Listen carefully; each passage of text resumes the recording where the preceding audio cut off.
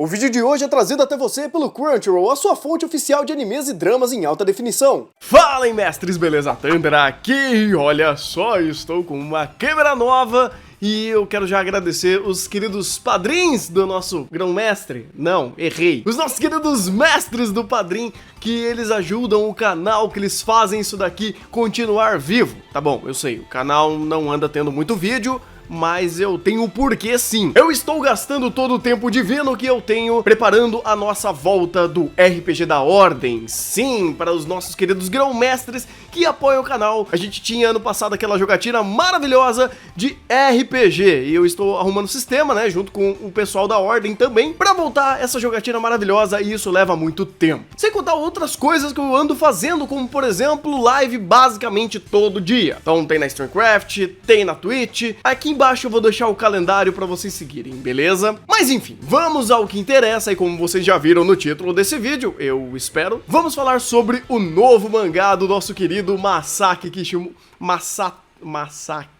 Makesaku Kishimoto. Vamos falar do novo mangá do nosso querido Masashi Kishimoto, o criador de Naruto. Agora ele está fazendo um novo mangá que se chama Samurai 8. Ele está cuidando da parte de roteiro, e um outro cara, o Okubo Akira, que eu vou dar uma olhada aqui que ele já fez. Ei, porra nenhuma, esse cara não fez nada.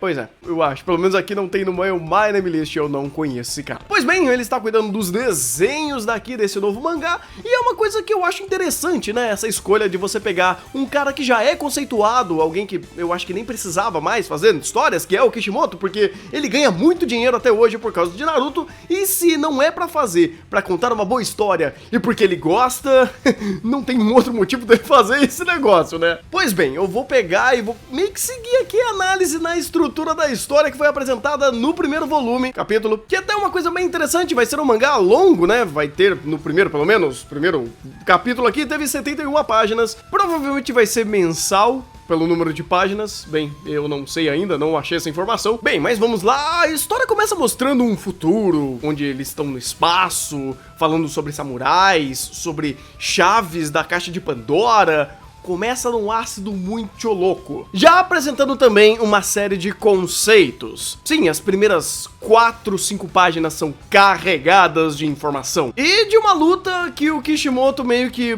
provavelmente trabalhou nesse enquadramento, porque aparece 2 samurais quebrando o pau e aquele negócio, o lado bom e o lado ruim, né? Aquela dicotomia de lados. Ele adora fazer isso. Depois desses 2 samurais se quebrarem na porrada, a gente tem o primeiro twist da história, falando que nada disso é real, que na verdade não passa de um videogame que o nosso protagonista está jogando. Essa primeira sacada de jogar um monte de páginas com conceitos, com frases de efeitos, com os personagens se quebrando, meio que mostrando algo que poderia estar acontecendo lá no futuro distante, ou uma prequela de algo que já aconteceu, foi algo que eu achei legal, dele simplesmente falar: olha, então, tá vendo esse bando de informação que a gente deu aqui, de um puta diálogo expositivo desgraçado? Então, joga isso fora, porque isso não tem nada a ver. A gente tá falando de um garoto que ele basicamente é dependente de máquinas, e ele não pode sair do quarto dele, porque senão ele morre. Ele tem uma saúde muito debilitada, e o pai dele cuida desse garoto, que é chamado de... deixa eu ver o nome do garoto aqui, eu esqueci o nome dele. Hachimaru. E temos aqui a primeira dinâmica, que talvez isso seria a coisa mais incrível desse mangá,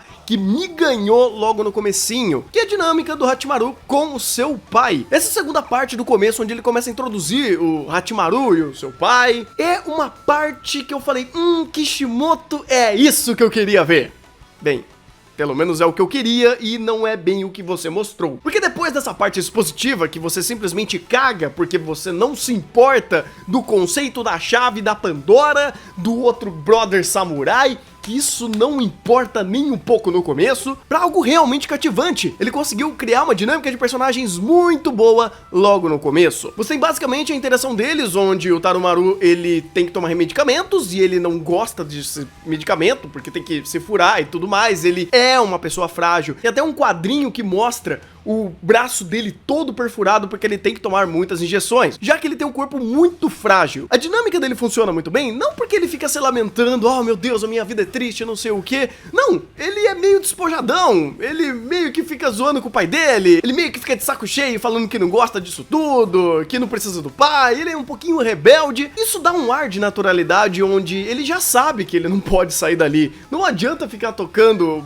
Sadness and Sorrow, fica mostrando flashback da balança, porque a vida é assim, e ele tem que se acostumar com isso. E legal também que tem essa dualidade, porque ele se dá de machão, não, eu quero ser um guerreiro, eu quero ser um samurai, eu quero ser um cara que vai lá e quebra tudo, e na verdade, ele não pode fazer nada disso apenas no videogame, né, já que ele não pode sair de casa. Tanto que pra mim, a melhor página desse primeiro capítulo foi quando tirou, né, abriu o plano e mostrou a máquina que ele é conectado, cheio de cabos nas costas dele, uma coisa meio asquerosa, e ele falando que ele não consegue se desconectar delas, porque senão ele basicamente morre em 3 minutos. Então é legal que ele vai meio que fazendo aquela piadinha com o pai dele e do nada, pô, realidade na sua cara. E pelo menos esse elemento do Hachimaru ele fez bem, isso daí com certeza tem que dar um pontinho pra ele. Tanto que o diálogo dele com o pai é basicamente do pai tentando procurar um jeito de fazer uma máquina portátil pra ele conseguir sair de casa. Ele procura um tal item chamado de Locker Ball que pode fazer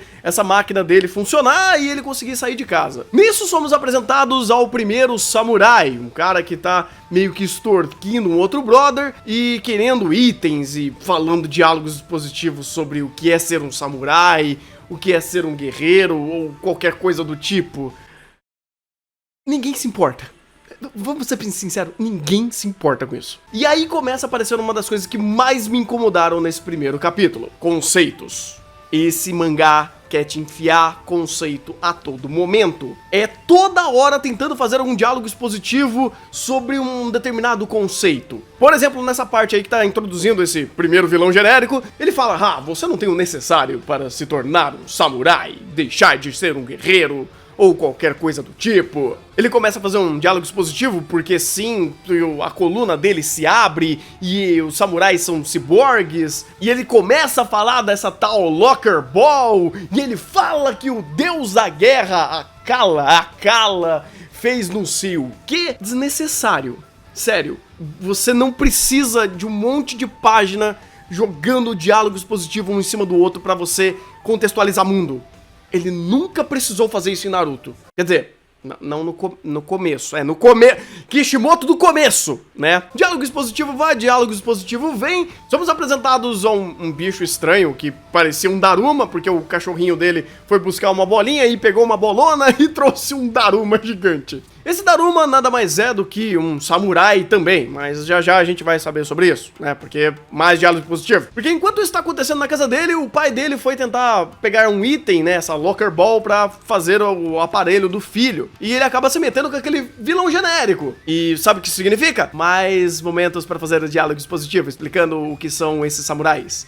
Essas colunas, essas Locker Balls e os conceitos desse mundo, e samurai, e guerreiro, e meu Deus do céu, é muita informação! Não só muita informação, mas também, de novo, trazendo diálogos positivos sobre conceitos. Já que Daruma também começa a fazer outros diálogos falando sobre o coração de um samurai, que o samurai ele vê além dos olhos, e ele mantém a sua presença oculta. E, cara, isso é muito Battle Shonen, tá? Tudo bem, eu sei, a gente tá no Battle Shonen, mas calma lá! Depois disso, o vilão genérico tá com o papai, e ele descobre que o papai tem uma chave de um bagulho muito louco, de um poder muito doido aí, de uma alma do samurai, isso. Ele tem a chave de uma alma do samurai, ele descobre que o Hachimaru, ele é o portador dessa espada, né, dessa alma do samurai. Ele pega a chavezinha, abre a chavezinha e fala, opa, pera aí, pra conseguir essa alma, você vai ter que se morrer. Se você não se morrer, eu mato o papai. Então, morre aqui ou morre lá. Já que o Daruma tentou bater nesse samurai e ele não conseguiu. Então, vamos lá. Momento triste, flashback, balança, Sadness and Sorrow. Yep. E esse momento que eu digo, cara, Kishimoto, você perdeu a mão. Porque você deu uma ideia muito legal da conexão entre o Hachimaru e o seu pai. Você introduziu muito bem o fato do garoto ele ser muito debilitado, dele ser preso à máquina. Ele fala isso, ele verbaliza isso. O vilão genérico fala, não vou precisar te prender, você já está encolerado. Yeah. E o momento que seria o ápice antes do plot twist, que seria fazer toda a carga emotiva do papai e do filhinho. As escolhas dos diálogos são muito interessantes. O pai dele diz que o filho não deve morrer na frente do pai, né? A progressão natural da vida. Quem enterra o pai é o filho. Quem enterra o filho é o outro filho. Você entendeu? E nesse momento temos uma evolução muito legal da carga dramática da obra, onde o Hachimaru precisa fazer esse seppuku, só que o pai dele começa a ficar desesperado, fala: não, você não pode fazer isso, não se mate por mim, você tem que me odiar, você não me odiava, então me odeie, não faça isso. Conectando também com a briga anterior que eles tiveram nesse mesmo dia, e ele começa a dar um flashback, Kishimoto, flashback, ok, mas ele começa a trazer toda a carga dramática, dar um pouco mais de lore pra esses personagens, fazer essa conexão ser muito legal, e o Hachimaru de fato se mata. Não só isso, mas temos uma outra cena muito legal, do vilão genérico pegando essa alma de samurai, fazendo uma katana, whatever, e ele corta aquela máquina gigante. A referência visual do Hachimaru, a máquina sendo cortada, como se a máquina fosse a única coisa que mantesse ele vivo, sendo cortada ao meio que dá essa ideia de, putz, acabou, já era. Você tem bons momentos, você tem uma boa cena, você tem uma ideia muito legal, mas isso daí meio que fica em segundo plano, porque antes e depois desse momento, dessa carga dramática, desse ápice muito legal, tivemos super expositividade de conceitos e de nomes e de lore. Não precisa, a gente não precisa saber todas as regras do mundo no primeiro capítulo. Toda essa jogada visual de coisas acontecendo, do garoto que a gente acabou de conhecer com uma vida super difícil, né? Ele precisa de uma máquina gigante pra sobreviver, do pai que se esforça pra caramba pra tentar fazer uma nova máquina pra ele, que vai lá, dá medicamento. Tudo isso é muito interessante, mas o Battle Shonen acaba ganhando holofote. Por fim, o garoto se transforma porque ele ganha a alma de algum deus que eu não me importo, que é uma mistura de chakra com tecnologia e coisas do tipo, e ele treta que esse vilão genérico ganha dele usando algumas artimanhas, né, tipo uma espécie de bengala que o pai dele tinha colocado no braço dele, e é isso aí. Antes de concluir sobre essa parte do roteiro, eu tenho que falar um pouco também da sua parte visual. Ele é tudo muito arredondadinho, ele é bem diferente de fato do Kishimoto, talvez o Kishimoto tenha ajudado no character design, mas o traço mais forte é do outro cara, o Kubo Akira, isso, olha só. Todos os traços dele são mais arredondados,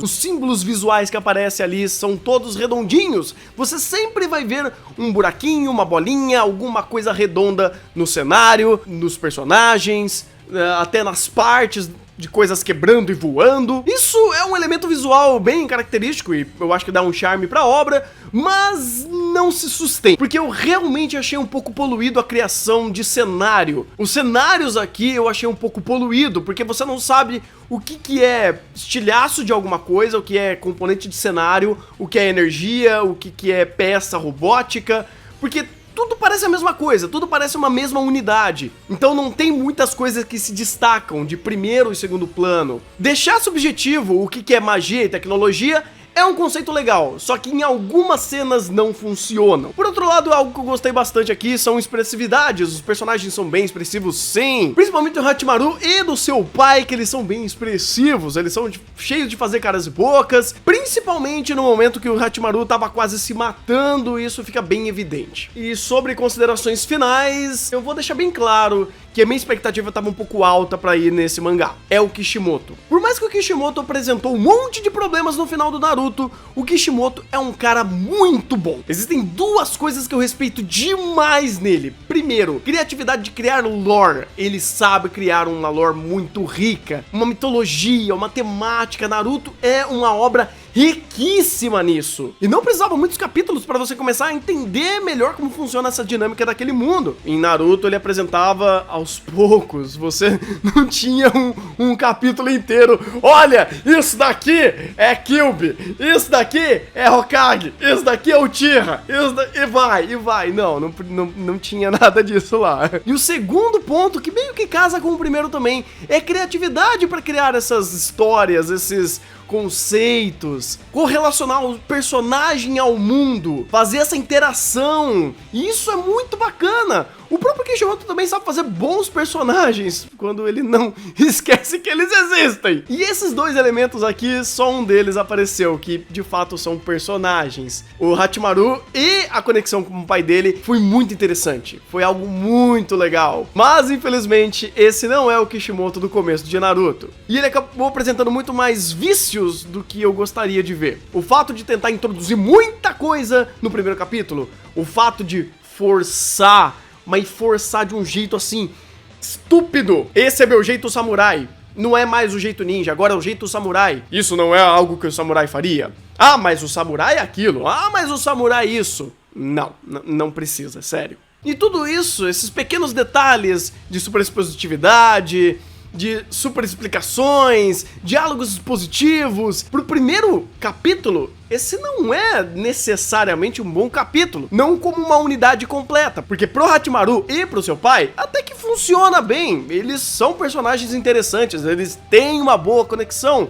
Mas pro resto, você simplesmente caga, porque é muita informação. Se tudo que tivesse nesse primeiro capítulo fosse explicação zero sobre qualquer coisa, ele funcionaria muito, mas muito melhor. Porque daí você não precisava ficar decorando que existe Deus de não sei o que. Você não precisava ficar se importando que esse é o meu jeito samurai de ser. Você não precisava se importar que existe diferença entre guerreiro e samurai e Ronin, porque aparentemente também tem Ronin. É tanta informação e tanta forçação de conceitos que no final disso, nada disso parece importar. Parece que tudo isso são informações jogadas que não estão valendo de nada. E a coisa legal mesmo, que era ver a relação do Hachimaru com seu pai, ficou em segundo plano. Meio que concluindo tudo isso, eu tô um pouco decepcionado. É o Kishimoto, cara. É um cara muito, mas muito bom no que ele faz. Quando ele pode fazer. É um dos mangakas que eu mais gosto, eu adoro esse cara. E eu acho que sim, ele foi fantástico em Naruto. Pelo menos em criar muitas coisas, porque realmente Naruto teve as suas escorregadas, mas ainda assim sai num saldo muito positivo. Naruto sabe criar empatia, ele sabe cativar com os sentimentos, ele sabe criar personagens que você leva pra vida, momentos que você leva pra vida. É esse Kishimoto que a gente quer. A gente não quer o Kishimoto da Guerra Ninja, a gente não quer o Kishimoto que precisou criar a Kaguya. Esse Kishimoto não precisa existir. Esse cara não. A gente precisa do Kishimoto do Narutinho, cara. É isso que a gente precisa. Claro, evoluído, com mais conhecimento, com uma outra visão de vida, com uma outra visão como autor. Ele é um cara que quer contar algo. Ele sempre quis em Naruto. Ele sempre teve uma bandeira máxima em Naruto e outras bandeiras que ele foi aprimorando e desenvolvendo na história. E aqui tinha bandeira. Tinha um negócio do pai e filho. Tinha um negócio legal pra caramba, que acabou ficando soterrado por um monte de diálogo expositivo, por um monte de diálogo sobre conceitos, um monte de frases de efeito. Pode melhorar? Pode. Deve melhorar? Precisa melhorar. O Miranha já falava, com grandes poderes, grandes responsabilidades. Com grandes nomes, grandes responsabilidades. Então, um cara desse calibre, sim, tem muitos olhos em cima dele. E ele precisa. E a gente espera, e seria o óbvio, seria o legal, que ele conseguisse trazer uma obra incrível de novo para nós. E não a forçação de um Battle Shonen genérico com 300 mil conceitos no seu primeiro capítulo, onde ninguém se importa. Então é isso, mestres, essa foi a minha review sobre Naruto 7. Sobre Samurai 8, sobre Kishimoto 8, é isso aí. Deixa aqui embaixo, o que vocês acharam? Curtiram? Não curtiram? O que vocês acharam da review, do mangá? Da minha câmera nova, do meu cenário novo. E recadinhos finais antes de fechar o vídeo. Sim, estamos com pouco vídeo, como eu falei no começo do vídeo.